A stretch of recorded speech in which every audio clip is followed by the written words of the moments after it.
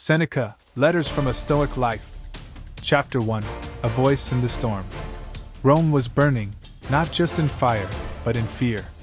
The streets echoed with the sound of executions and betrayals. Nero, the young emperor, ruled not with reason but with impulse. And yet, in a quiet study behind palace walls, a man wrote letters. Not to kings, not to armies, but to one young friend, Lucilius. The letters were not grand speeches. They were reflections, warnings, reminders, a guide to inner strength in a collapsing world. Seneca. No man was ever wise by chance. That man, Lucius Aeneas Seneca, had seen power, danger, and death more closely than most. But what he wanted to pass on was not fear. It was philosophy. Chapter 2, Wealth Without Need. Seneca was born into privilege. A senator's son. Raised in Spain, educated in Rome. He became a statesman, a writer, a master of rhetoric. And eventually, Nero's tutor. He amassed a fortune, villas, estates, gold. But as his power grew, so did his doubt. He saw how easily fortune controlled men, how wealth whispered false promises of peace. So he began to test himself. He would fast for days, sleep on the floor, wear rough clothes, not out of guilt, but preparation. Seneca. Set aside a certain number of days during which you shall be content with the scantiest and cheapest fare, and ask yourself, is this the condition I feared? He knew that to enjoy luxury without depending on it. That was true freedom. Chapter 3, Living on Borrowed Time. Seneca believed life was not short, just badly used. He wrote, Seneca, it is not that we have a short time to live, but that we waste much of it. We postpone our dreams, delay forgiveness, hold back joy, as if we're guaranteed tomorrow. Seneca urged urgency, not in panic, but in purpose. He said, you act like mortals in all you fear, and like immortals in all you desire. To him, philosophy wasn't a retreat from life. It was a sharpening of it, a way to make each day count. Because the clock is always ticking, not to alarm you, but to wake you. Chapter 4, The Art of Friendship. To Seneca, friendship was not a luxury, it was a necessity of the soul. Not acquaintances, not allies, but kindred spirits. Those who speak truth without fear and stand beside you without condition. He wrote to Lucilius not as a teacher, but as a fellow traveler. Seneca. When friendship is settled, you must trust. Before friendship is formed, you must judge. He believed friends should help each other rise, in wisdom, in courage, in character. True friendship, to Seneca, was not about convenience. It was about shared growth. Chapter 5, On Anger and Control. Seneca wrote one of the most powerful treatises on anger, De Ira, on anger.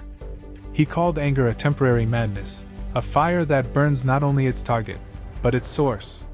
Seneca. Anger, if not restrained, is frequently more hurtful to us than the injury that provokes it. He saw rulers destroy cities in a rage. Fathers strike their children. Lovers become enemies, all because of a moment not mastered. So he trained himself to pause before responding, to question every urge, to let reason, not emotion, lead. He taught, control yourself, or others will control you, by knowing how to provoke you. Chapter 6, Death, the Final Teacher. Seneca faced death often, through illness, court intrigues, and political threats. But he feared it less each time. He saw death not as an enemy, but as a mirror, a reminder to live well. Seneca. Rehearse this thought every day, I am not immortal. This was not morbid. It was motivating. To remember that everything ends is to treasure it more. He even wrote how to die, with dignity, with calm, with gratitude. And when Nero ordered him to take his own life, Seneca did so, with steady hands. Because he had prepared for that moment his entire life. Not the dying, but the living. Chapter 7, The Wise Man and the World. Seneca did not believe that wisdom meant retreat. He wasn't a monk or hermit. He believed the wise man must live in the world, not escape it. Serve in government. Guide the young. Suffer injustice with grace. Seneca. He who does good to another does good also to himself. But this didn't mean blind sacrifice. He warned against losing yourself in the crowd. He spoke of balance, to be involved, but not entangled. To act, but without attachment to outcomes. To serve, but remain whole. Chapter 8. Fortune and the Fall. Though Seneca preached detachment from wealth, his own fortune drew criticism. People called him a hypocrite. How could a Stoic be so rich? He answered, Seneca, it is not the man who has too little, but the man who craves more that is poor. To him, the key wasn't what you possessed, but how you related to it. He used his wealth to fund public works, to help friends in need, to free slaves. But he never let it rule him. And when it was stripped away, as it eventually was, he did not mourn. Because fortune had never been the foundation of his peace. Chapter 9. The Practice of Philosophy. To Seneca, philosophy wasn't a subject. It was a way of life. Every letter he wrote to Lucilius ended the same way, with an exercise. A principle to live by. He urged daily reflection. Seneca. When the light has been removed and my wife has fallen silent, I examine my entire day. What did I do well? What did I fail to do? What could I improve tomorrow? This was how he grew, not by theory, but practice. Because to Seneca, the philosopher wasn't someone who talked about virtue, but lived it. Chapter 10. The End of Seneca's Life. Seneca's fall was quiet, but cruel. Nero grew suspicious of everyone. Eventually, even his old tutor. Seneca was accused of conspiracy and sentenced to death, by his own hand. He accepted it calmly. He gathered his family, embraced his friends, and opened his veins in a warm bath. As his life drained, he continued to speak words of comfort. He asked that no one weep, that no one curse fate. He had lived as he taught. And now, he would die that way too. Seneca. The day you fear as the last is the birthday of eternity. Epilogue. What remains? Seneca's body died. But his letters, his wisdom, lived on, carried across generations. Whispered by monks in cloisters. Copied by scribes. Read by presidents, prisoners, and poets. Why? Because Seneca didn't just speak to the mind, he spoke to the human heart. To your fears, your hopes, your longing to live fully, bravely, wisely. He offered no promises of ease, only guidance through chaos. And in a world that still trembles with uncertainty, his voice remains steady, calm, unbroken. A friend whispering from the past. You are stronger than you think, and you have less time than you know. So live. Now. Chapter 11. Seneca's Lessons for Modern Life. The world Seneca lived in, filled with political corruption, sudden losses, and moral confusion, is not unlike ours today. And that is why his teachings feel so alive, so necessary. 1. Practice daily reflection. Before you sleep, ask yourself, what did I do today? Where did I falter? What can I do better tomorrow?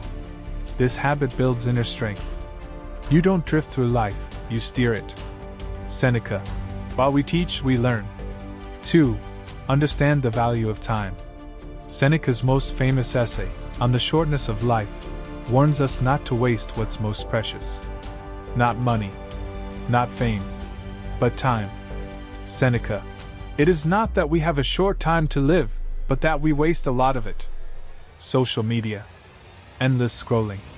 Busy work. We pour hours into what brings no meaning. He urges, guard your time like treasure. 3.